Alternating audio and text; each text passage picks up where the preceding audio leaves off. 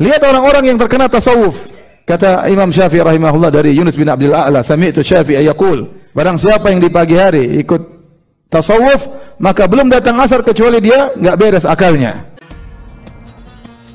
Muhammad nabina binuru hadina min Makkah min nuru satal Madinah.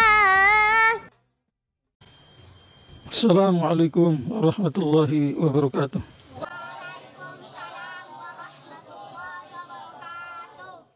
Rabbi zidni ilma warzuqni fahma, amma ba'd.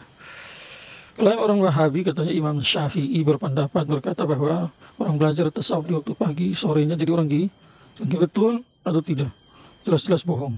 Oh, makanya kemarin saya bilang itu. Suka fitnah, suka memperbola balikan fakta. Itulah Wahabi. Makanya tidak salah kalau Syekh Abu Abdurrahman Abdullah bin Muhammad bin Yusuf dan Abdullah bin Jamil Harari mengatakan mereka, na'udzubillah, kalau berjumpa dengan Dajjal itu jadi pengikut kenapa suka tidak takut. Nabi-nabi itu punya 3 misi utama. Misi keempat itu kalau ada hajat ke situ, berperang lawan orang kafir. Tetapi 3 misi setiap saat. Seperti mana disampaikan dalam surah Jum'ah itu. Yang pertama, yatlu alaihim ayati. Yang kedua, wa yuzakkihim. Yang ketiga adalah wa yu'allimuhumul kitab wal hikmah. Jadi 3 misi. Dakwah, tazkiyah. Yang ketiga adalah mengajarkan setiap umatnya itu. Untuk mengajarkan umatnya adalah Alkitab. Kalau kitabnya Nabi Muhammad adalah Al-Quran. Kalau Nabi Musa berarti Taurat. Kalau Nabi Isa adalah Injil, Nabi Daud adalah Zabur. Untuk Nabi Ibrahim adalah lembaran-lembaran sahifah-sahifah, Nabi Adam, Nabi Syis. Ada sebagian Nabi hanya melanjutkan ajaran Rasul sebelumnya, tidak ada aturan baru yang turun. Maka bahasa tasawuf itu istilah para ulama yang kalau dalam bahasa Al-Quran disebut dengan tazkiyatun nafs, membersihkan hati, wa yuzakkihim. Setiap manusia itu dalam hatinya ada benih sifat tawadhu, ada benih sifat takabur. Maka lewat tazkiyatun nafs, benih sifat takabur itu mau dimatikan. Kemudian disuburkan, dihidupkan benih sifat tawadhu, maka muncul dari badan. Setiap manusia punya sifat pelit dan dermawan. Maka lewat tazkiyatun nafs mau dikasih mati itu benih sifat pelit dan menghidupkan benih sifat dermawan dan seterusnya. Maka kalau orang Wahabi ini, Dr. Abal-Abal ini mengatakan Imam Syafi'i berpendapat bahwa orang belajar tasawuf di waktu pagi sore yang jadi orang gila, ini satu fitnah, kebohongan besar ini. Tidak takut dia kelak hari kiamat ditangkap sama Imam Syafi'i. Gurunya Imam Syafi'i rahmatullah alaih, Imam Malik rahmatullah alaih, dalam kitab Malikiyah itu di sana ditulis, kata Imam Malik rahmatullah alaih, man tafaqqaha biduni tasawufin faqad tazandaqa wa man tasawwafa biduni tafaqquhin faqad tafassaqa. Barang siapa yang belajar ilmu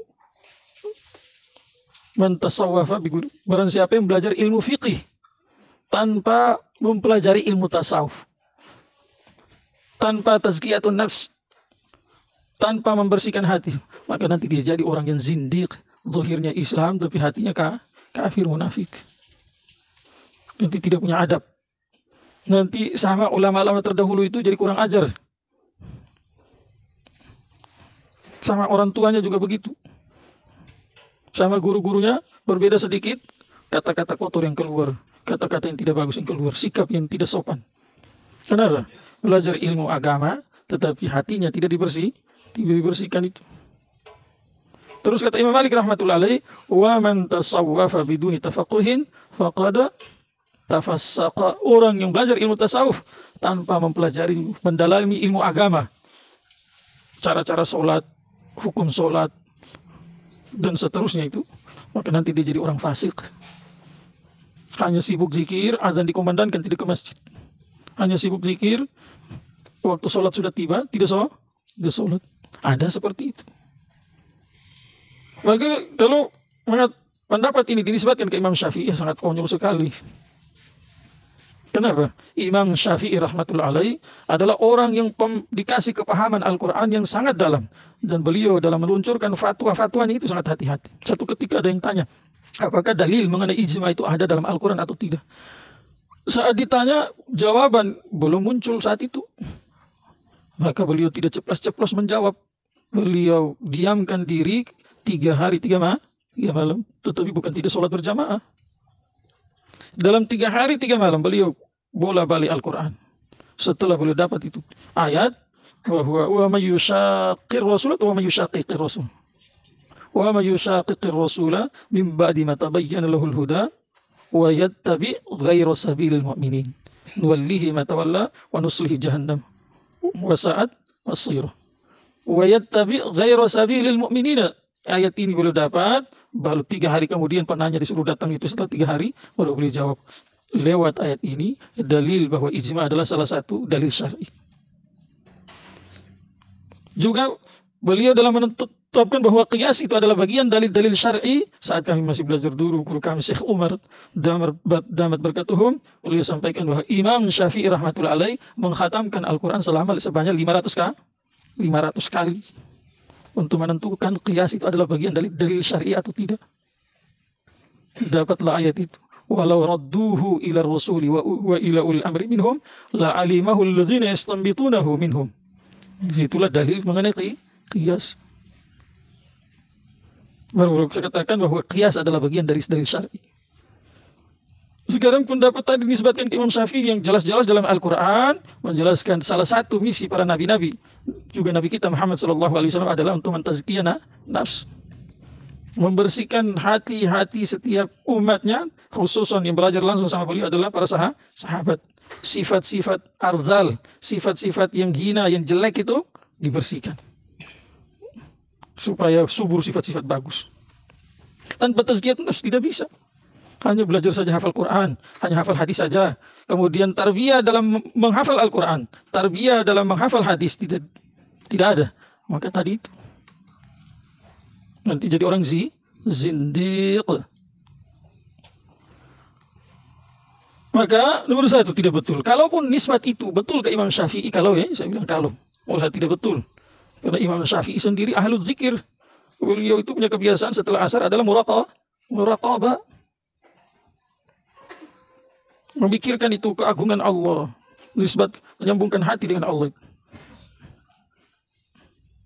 Nomor 1 tidak betul. Kalaupun betul, yang dimaksud adalah hanya zikir tasawuf jahil itu yang tadi saya sampaikan itu. Di zaman Nabi SAW, dakwat hidup, zikir hidup, ta'lim hidup. Setelah Nabi meninggal, di zaman yang kedua yang disebut dengan zaman tabi'in, dakwat mulai berkurang. Tidak secara istimai sebagaimana di zaman Nabi dan para sahabat itu. Oleh orang mulai banyak tawajuh kepada ta'lim dan tazkiyah zikir. Di zaman tabi'in, karena saat itu orang mau jadi apa-apa saja, mau jadi pemimpin, jadi Amirul Mukminin, mau jadi gubernur, mau jadi apa saja, qadhi harus mahir dalam ilmu agama, mahir Al-Quran, hadis, fikih, usul fikih dan seterusnya. Maka sebagian orang berpendapat, orang belajar ilmu agama itu tujuannya untuk pangkat, untuk dunia.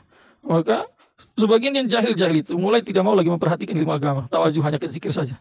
Maka mereka ini, kebanyakan dari mereka lah, banyak yang mulai kenapa? Tidak dipadukan antara belajar ilmu agama dengan zikir.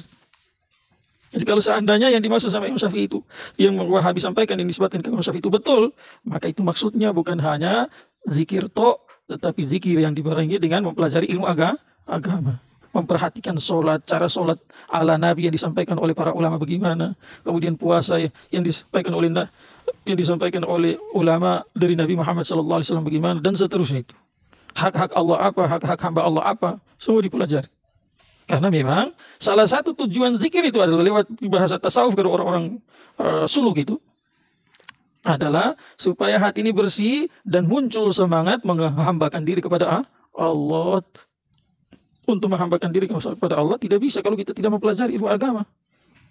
Yang kalau dalam ilmu agama itu kan luas, tetapi dirinci yang dimudahkan oleh Allah lewat para ulama dalam kitab-kitab fiqih. Cara istinja bagaimana, cara wudhu bagaimana, kemudian cara sholat bagaimana, apa yang membatalkan wudhu, apa yang membatalkan sholat, dalam sholat mana yang rukun, mana yang sunnah. Sunnah juga ada muakkad, ada ghairu muakkad, dan seterusnya. Ada yang adab-adab.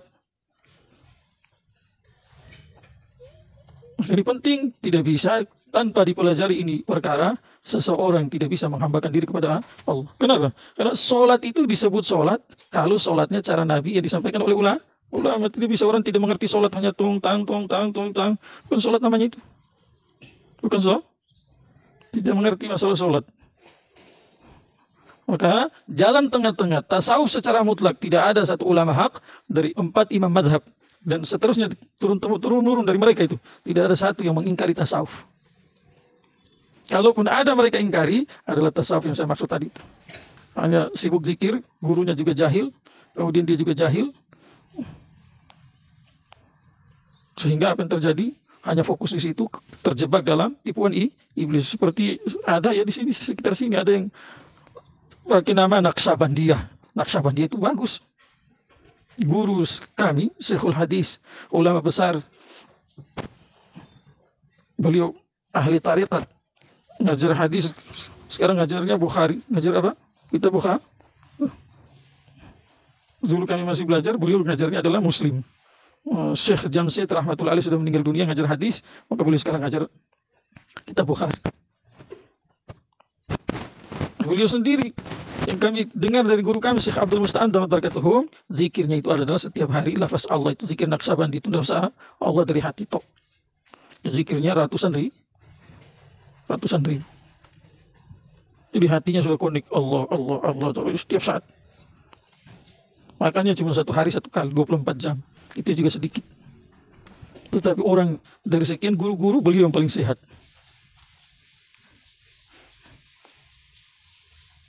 Beliau punya silsilah zikir itu Naqsabandi.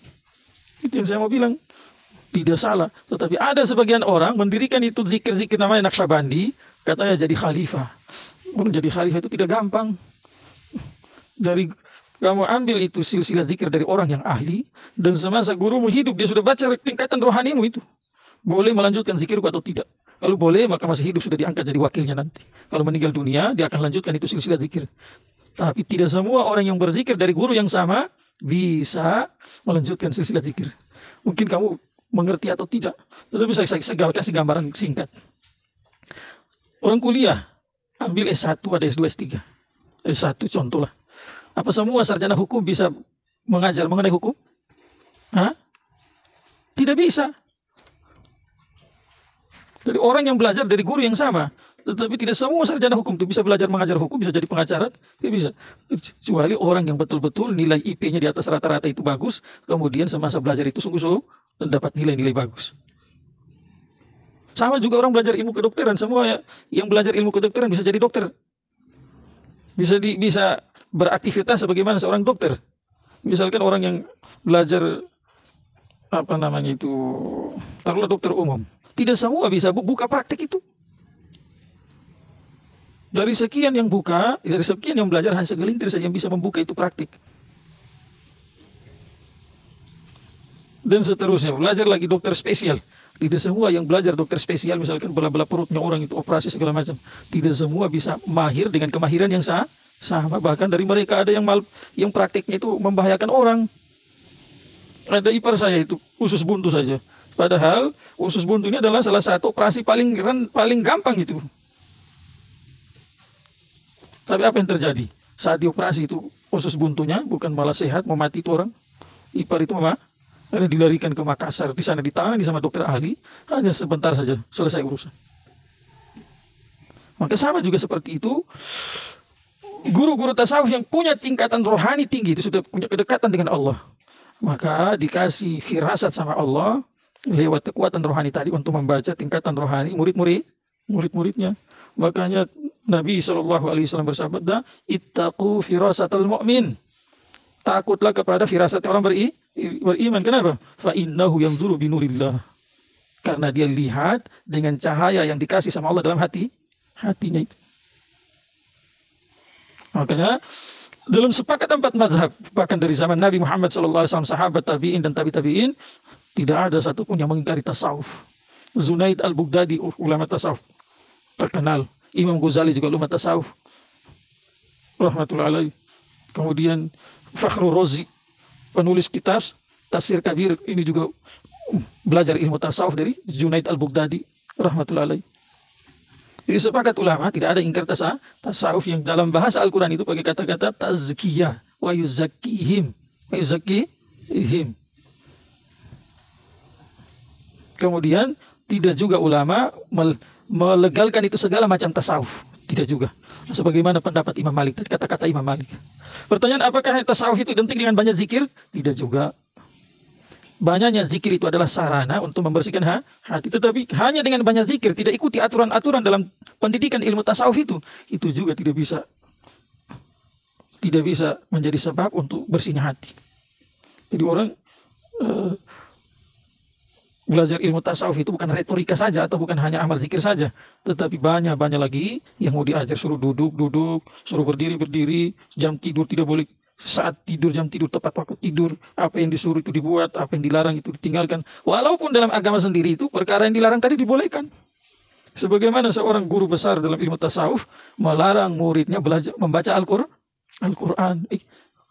Kalau orang otak sempit, sumbu pendek seperti orang Wahabi, wah ini guru sesat. Tetapi larangan itu bukan larangan mutlak. Kenapa dilarang baca Al-Quran? Sabar dulu, kamu berjuang lewat perbanyak zikir dan ikuti apa arahan saya itu. Tentu arahan itu bukan bertentangan dengan Al-Quran dan hadis. Di bawah payung Al-Quran dan hadis Nabi SAW. Diikuti beberapa lama kemudian baru baca Al-Quran. Baru dia bisa menikmati enaknya baca Al-Quran. Kalau baca Al-Quran dengan hati kotor, ya tidak rasa enak. Tetapi kalau membaca Al-Quran yang setiap huruf dan ayat-ayatnya itu penuh dengan nur, tetapi orang yang membacanya hatinya kotor, ya tidak bisa dirasakan kelezatan itu. Nah, makanya perbanyak dalam tasawuf, perbanyak zikir untuk membersihkan hati tidak mesti lewat perbanyak zikir. Tetapi kalau ada yang memperbanyak zikir, nah itu bukan satu yang dilarang dalam agama. Karena Allah sendiri juga sampaikan dalam lanjutan suratul Jum'ah itu di akhir-akhirnya Allah katakan fadzukurullaha katsiran la'allakum tuflihun. Perbanyaklah ingat Allah supaya kamu bahagia, kamu sukses. Untuk itu dalam orang-orang yang belajar ilmu tasawuf itu dikasih zikir banyak-banyak memang. Ada yang 5.000 tingkatan pertama, nanti naik 7.000, nanti naik lagi 10.000, nanti naik lagi 25.000, ada yang sampai 50.000, kemudian setiap harinya itu nanti dikasih tugas paling sedikit adalah 5.000. Kemudian datang berikutnya lagi dikasih tingkat level, kasih tinggi lagi dan seterusnya. Karena ini salah satu sebab untuk membersihkan hati, maka kalau ditinjau dari segi usul fikih itu membersihkan hati kan wajib. Berarti memperbanyak zikir juga adalah satu kewajiban. Muqaddamatul wajibun. Sesuatu yang dengannya itu kewajiban bisa tertunai, atau sesuatu yang dengannya kewajiban bisa sempurna, maka yang jadi sebab perantara itu juga jadi wajib. Saya kasih contoh, kamu wudu itu batasan muka kan tidak sampai ini kepala, tetapi dalam prakteknya para ulama fuqaha sepakat saat kamu membasuh muka sebagian kepala wajib diikut sertakan dalam membasuh. Kenapa? Tanpa kamu membasuh sebagian kepalamu tidak bisa kamu sempurna dalam membasuh muka itu. Padahal hukum aslinya saat membasuh muka, membasuh kepala tidak wajib. Cuma tidak bisa sempurna membasuh muka kalau kamu tidak membasuh sebagian kepala. Nah, sama juga begitu dalam masalah zikir. Jelas ya? Itulah Wahabi. Sukanya berbohong. Atau kalau tidak berbohong, baca kitabnya orang tetapi pahamnya ala Wahabi. Akhirnya masuk bohong juga. Semoga sadar orang-orang Wahabi dan kita mudah-mudahan tetap dimudahkan oleh Allah untuk ikuti manhaj salafus sholihin. Satu lagi, tazkiyatun nafs. Tadi kan perbanyak zikir salah satu sebab. Bisa juga, misalkan orang di pesantren tuh ada aturan-aturan madrasah itu, pondok pesantren. Nah, kalau kami belajar dulu ada 25 aturan pesantren itu. Kata guru kami tadi, guru hadis, walaupun beliau itu adalah guru besar dalam hadis, kemudian guru tasawuf besar, beliau katakan kalau kamu ikuti itu aturan, tidak perlu lagi kamu untuk membersihkan hati, tidak perlu lagi pergi ke tempat zikir sana itu. Tidak, sudah cukup kamu ikuti aturan-aturan itu. Karena memang tujuan tasawuf adalah untuk membersihkan hati. Maka kalau lewat aturan madrasah itu sudah bersih hati, ya zikirnya yang biasa-biasa saja tiap hari. Misalkan 1000 kali ya istighfar setiap hari. Kalau ikuti Nabi SAW, zahir hadis beliau 70 kali atau 100 kali. Tapi tidak mesti, kata para ulama, jumlah yang disebutkan dalam hadis Nabi 2 di antara 1.